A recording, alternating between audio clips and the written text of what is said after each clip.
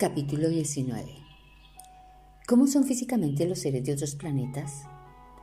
Puedes escoger. Hay tantas variedades de seres como especies de vida en tu planeta, en realidad más.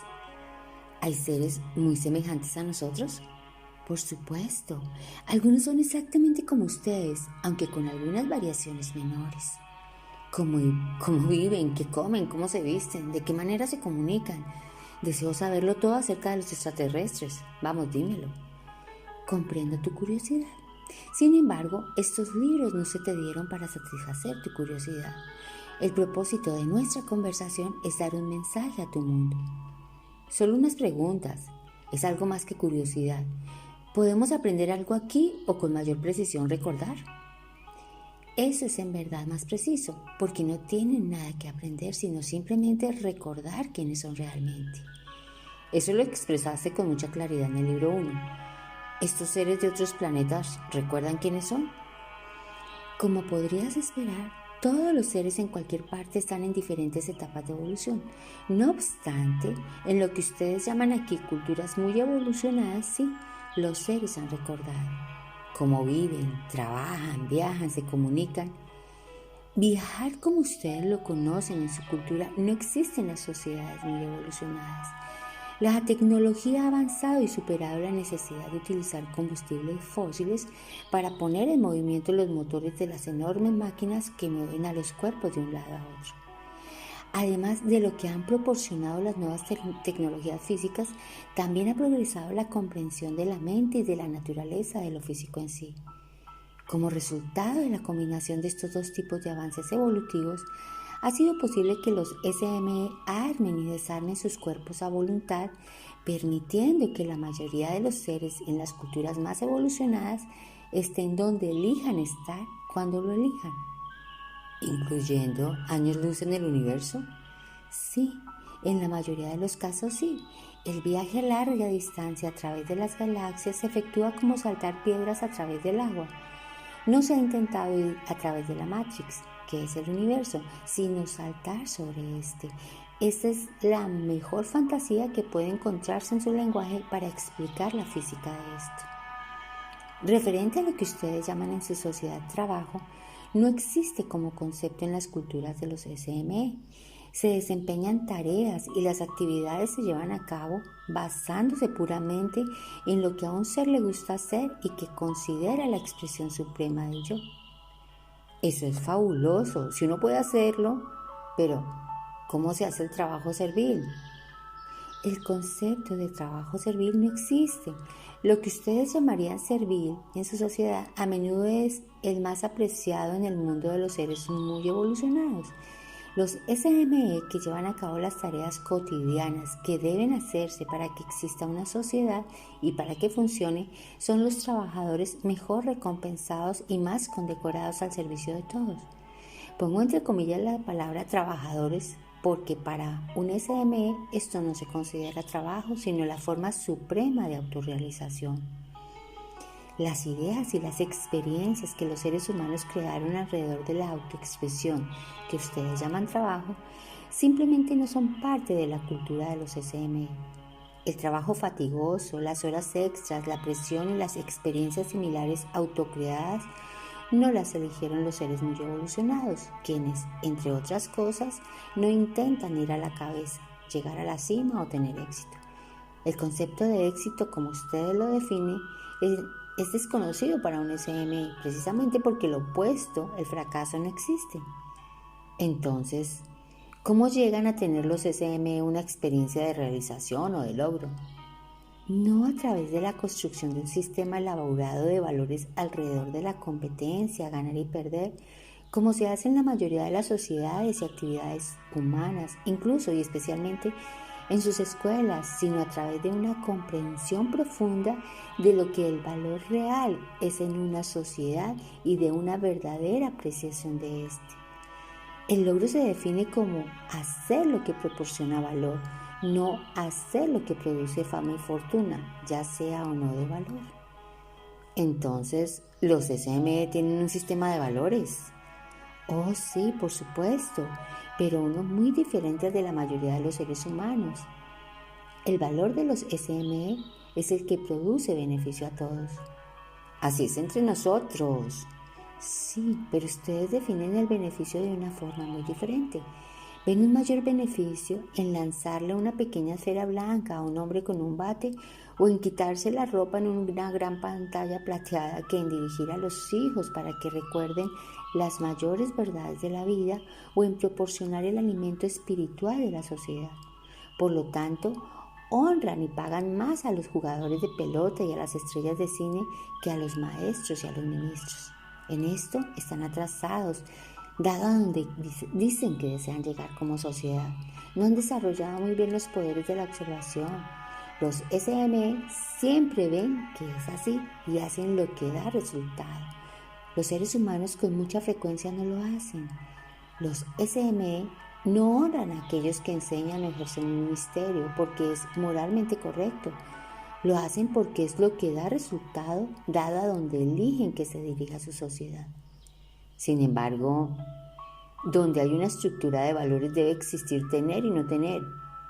Así en las sociedades de los ME son los maestros quienes son ricos y famosos y los jugadores de pelota son pobres. No hay no tener en una sociedad SME. Nadie vive en el fondo de la degradación a la que ustedes han permitido que caigan muchos seres humanos. Nadie muere de hambre como los 400 niños por hora o las 30.000 personas al día que mueren de hambre en su planeta. No existe una vida de desesperación callada como existen las culturas de trabajo humanas. No, en una sociedad SME no existe el indigente ni el pobre. ¿Cómo han evitado eso? ¿Cómo? Aplicando dos principios básicos. Todos somos uno, hay suficiente. Los SME tienen un conocimiento de la suficiencia y una conciencia que lo crea. Debido a que los SME saben que todas las cosas están interrelacionadas, nada se desperdicia ni destruye de los recursos naturales de su planeta. Esto hace que haya bastante para todos, por lo tanto, hay suficiente. La conciencia humana de insuficiencia, de no suficiente, es la principal causa de toda preocupación, de toda presión, de toda competencia, de todos los celos, de toda la ira, de todo el conflicto y finalmente de toda la matanza en su planeta. Esto, además de la insistencia humana en creer en la separación, en lugar de en la unidad de todas las cosas, es lo que han creado el 90% de la miseria en sus vidas, de la tristeza en su historia y de la importancia de sus esfuerzos previos para mejorar las cosas para todos. Si cambiaran estos dos elementos de su conciencia, todo cambiaría. ¿Cómo? Deseo saber eso, deseo hacerlo, pero no sé cómo. Dame una herramienta, no solo trivialidades. Bien, eso es justo. Aquí está una herramienta. Actúa como si todos fueran uno. Empieza a actuar de esa manera mañana. Considera a todos como si tú tuvieras una época difícil. Considera a todos como si tú desearas una oportunidad justa. Considera a todos como si tú tuvieras una experiencia diferente. Inténtalo, mañana inténtalo. Ve a todos lados a través de nuevos ojos. Luego empieza a actuar como si hubiera suficiente.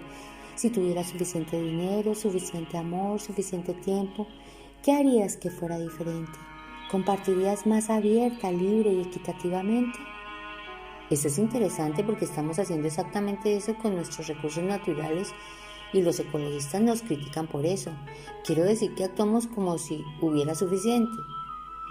Lo que es realmente interesante es que actúan como si las cosas que piensan que les benefician escasearán, por lo que vigilan su abastecimiento de eso con mucho cuidado. A menudo incluso atesoran esas cosas. Sin embargo, son desprendidos y rápidos con su medio ambiente, con los recursos naturales y la ecología. Solo puede asumirse que el medio ambiente, los recursos naturales y la ecología les benefician. O que actuamos como si hubiera suficiente. No lo están haciendo. Si lo hicieran, compartirían esos recursos más equitativamente. En este momento, una quinta parte de la población del mundo está utilizando 4/5 partes de los recursos mundiales y no muestran señales de cambiar esa ecuación. Hay suficiente para todos y dejan de derrochar todo esto entre las pocas personas privilegiadas. Si toda la gente empleara sabiamente los recursos, usarían menos de lo que utilizan y menos personas los utilizarían imprudentemente. Utilicen los recursos, pero no abusen de ellos. Eso es lo que dicen todos los ecologistas. De nuevo me siento deprimido. Continúas deprimiéndome. Eres especial, ¿lo sabes? Conduces por un camino solitario, perdido y habiendo olvidado cómo llegar a donde dices que deseas ir. Alguien llega y te da indicaciones. Eureka, estás exaltado, ¿no es así? No, estás deprimido, sorprendente. Estoy deprimido porque no veo que sigamos esas indicaciones. No veo que deseemos hacerlo. Veo que marchamos hacia un muro y sí, eso me deprime. No estás utilizando tus poderes de observación. Veo a cientos de miles de personas entusiasmadas al leer esto. Veo a millones que reconocen las verdades simples que hay aquí. Veo una nueva fuerza para el cambio aumentando en intensidad en su planeta. Sistemas enteros de pensamientos están siendo desechados. Están abandonando formas de gobernarse. Están revisando políticas económicas.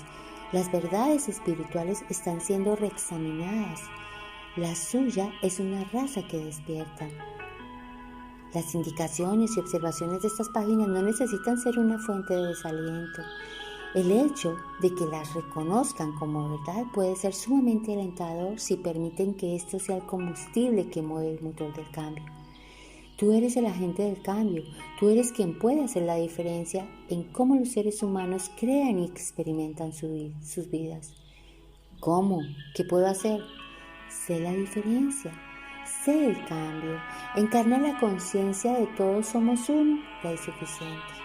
Cambia tu yo, cambia el mundo. Diste a tu yo este libro y el material de todas las conversaciones con Dios para que pudieras recordar una vez más cómo era vivir como seres muy evolucionados. Vivimos de esa manera alguna vez anteriormente, ¿no es así? Ya habías mencionado que vivíamos así alguna vez. Sí, en lo que llamarían tiempos ancestrales y civilizaciones antiguas, casi todo lo que he escrito aquí lo ha experimentado tu raza anteriormente. Ahora una parte de mí desea estar aún más deprimida. ¿Quieres decir que llegamos hasta allá y después perdimos todo? ¿Qué objeto tiene que vayamos en círculos? ¿Cómo lo hacemos? Evolución. La evolución no es una línea recta. Ahora tienen la oportunidad de volver a crear las mejores experiencias de sus antiguas civilizaciones mientras evitan lo peor. No tienen que permitir que los egos personales y la tecnología avanzada destruyan su sociedad en esta ocasión. Pueden hacerlo diferente, de diferente manera. Tú, ustedes pueden hacer la diferencia. Eso podría ser muy excitante para ti si permites que lo sea. De acuerdo, lo comprendo. Cuando me permito pensar sobre eso de esa manera, me entusiasmo. Haré una diferencia. Dime más. Deseo recordar todo lo que pueda sobre cómo éramos en nuestras civilizaciones antiguas avanzadas y cómo es hoy en día con todos los seres muy evolucionados. ¿Cómo viven? Viven en grupo o en lo que tu mundo llamaría comunidades, pero en su mayor parte abandonaron su versión de lo que ustedes llaman ciudades o naciones. ¿Por qué?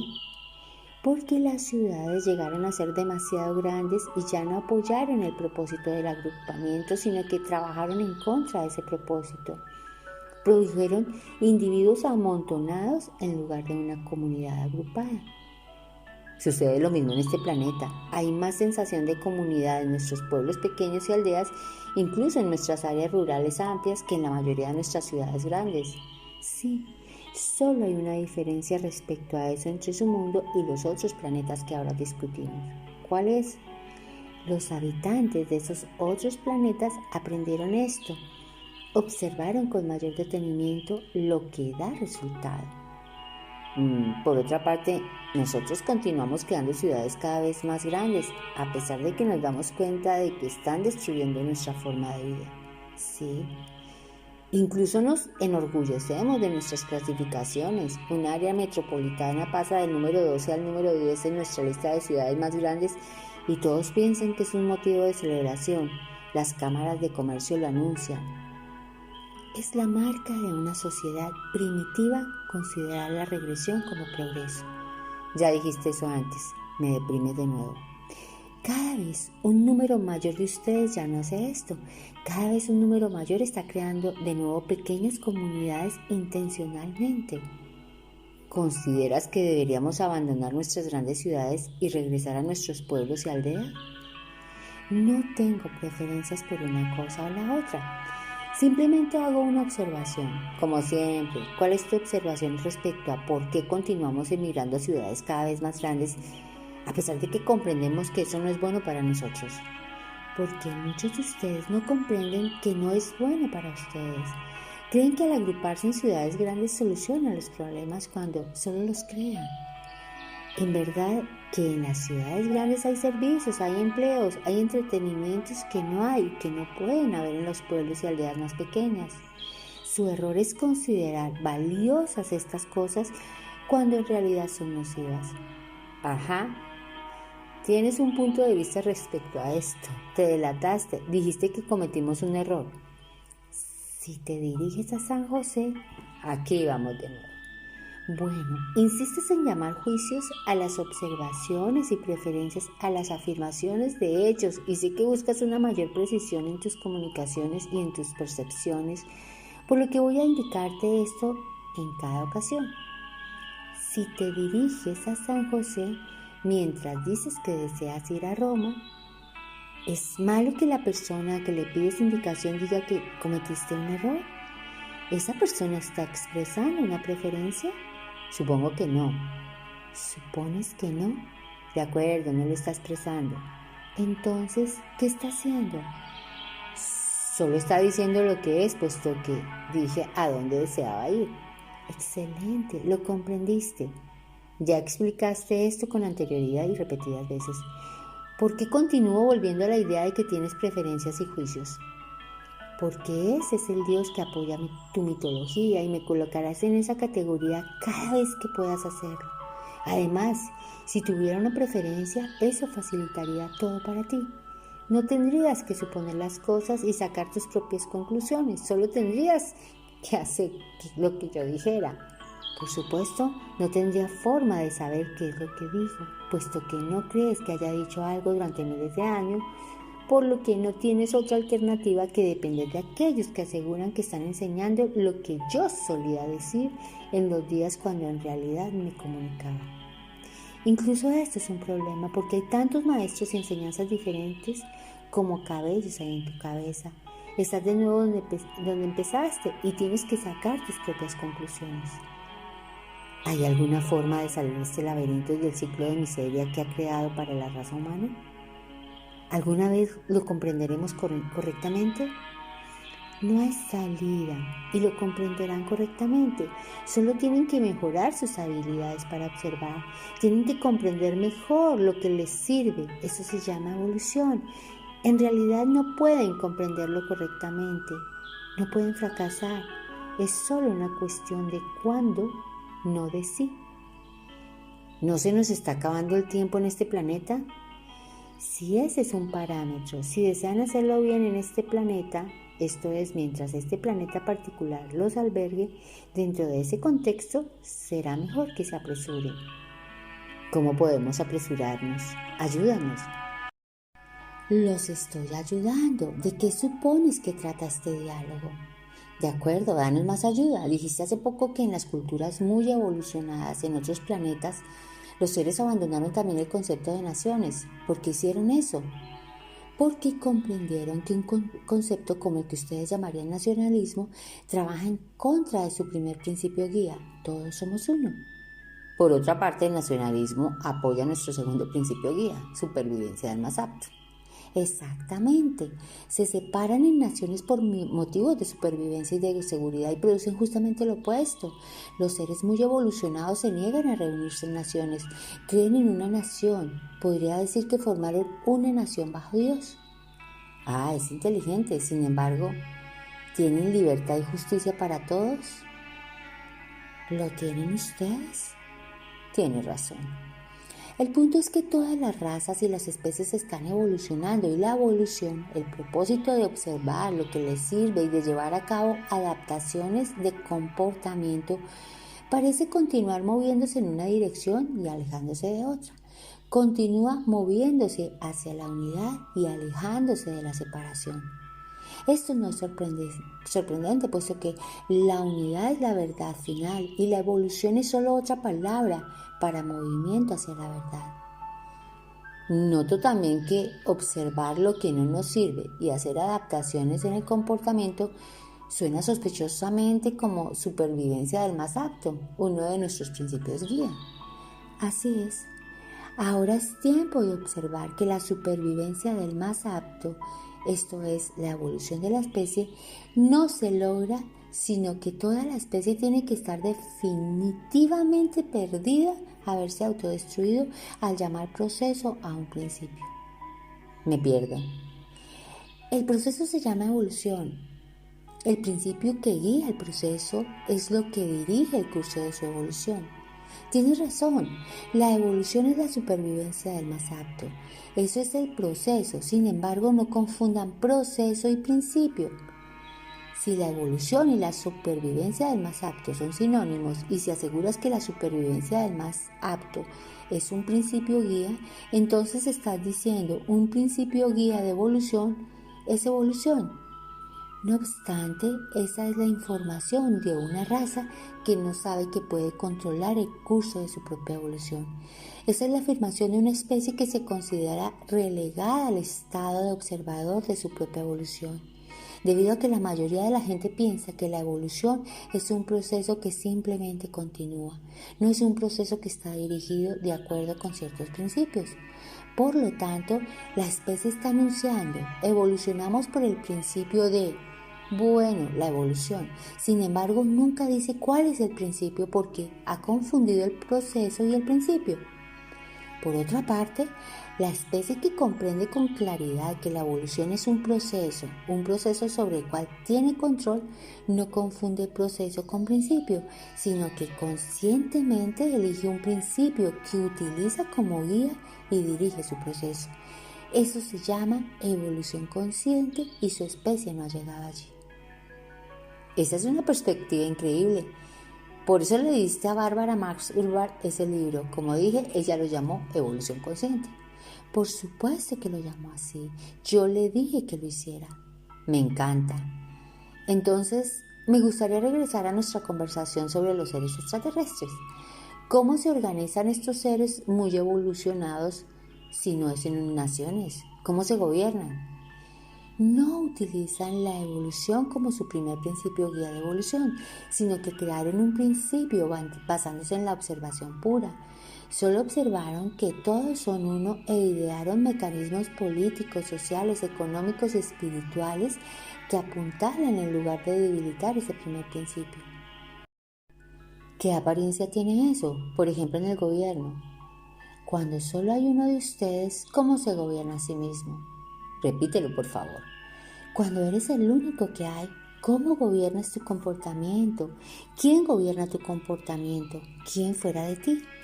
Nadie. Cuando estoy solo, si por ejemplo me encontrara en una isla desierta, nadie afuera de mí gobernaría o controlaría mi comportamiento. Comería, me vestiría, haría exactamente lo que deseara. Es probable que no me vistiera. Comería cuando tuviera hambre y haría lo que me hiciera sentirme bien y sano. Haría lo que deseara hacer y parte de eso lo determinaría lo que pensara que necesitaba hacer para sobrevivir. Como siempre, tienes toda la sabiduría en tu interior. Ya te lo dije antes, no tienes nada que aprender, solo tienes que recordar. Así es en las civilizaciones avanzadas. Van por allí desnudos, recogiendo bayas y fabricando canoas. Eso suena a bárbaros. ¿Quién crees que es más feliz y está más cerca de Dios? Ya hablamos sobre esto anteriormente. Sí, lo hicimos. Es la marca de una cultura primitiva imaginar que la simplicidad es barbarismo y que la complejidad está muy avanzada. Interesante, aquellos que están muy avanzados consideran todo lo contrario. Sin embargo, el movimiento de todas las culturas, el proceso de evolución en sí, es hacia grados cada vez superiores de complejidad. Sí, en un sentido, no obstante, aquí está la mayor dicotomía divina. La mayor complejidad es la mayor simplicidad. Mientras más complejo es un sistema, más simple es su diseño. En realidad es muy elegante en su simplicidad. El maestro comprende esto. Por este motivo, un ser muy evolucionado vive con gran simplicidad. Por esto, todos los sistemas muy evolucionados son también sumamente simples. Los sistemas de gobierno muy evolucionados, los sistemas de educación sumamente evolucionados y los sistemas económicos y religiosos muy evolucionados son todos ellos elegantes y sumamente simples. Por ejemplo, los sistemas de gobierno muy evolucionados virtualmente no incluyen ningún gobierno, salvo el autogobierno. Como si solo participara un ser, como si solo resultara afectado un ser, que es todo lo que hay, lo cual comprenden las culturas muy evolucionadas.